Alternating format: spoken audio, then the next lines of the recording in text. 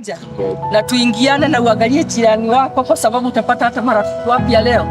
Kwa hivyo ni vizuri kuanza na Mungu, kwa sababu umbali huu, hili ni jambo limeombewa, ndiposa tumepatikana hata siku ya leo kusimama na wapendwa wetu.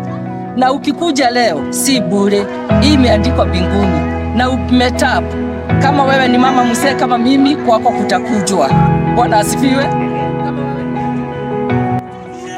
Athuri netokerei tuthie nigetha tukaririkane togotie thuka ndoigua merirwo itura riu niriguthuka nikio uyu okite guku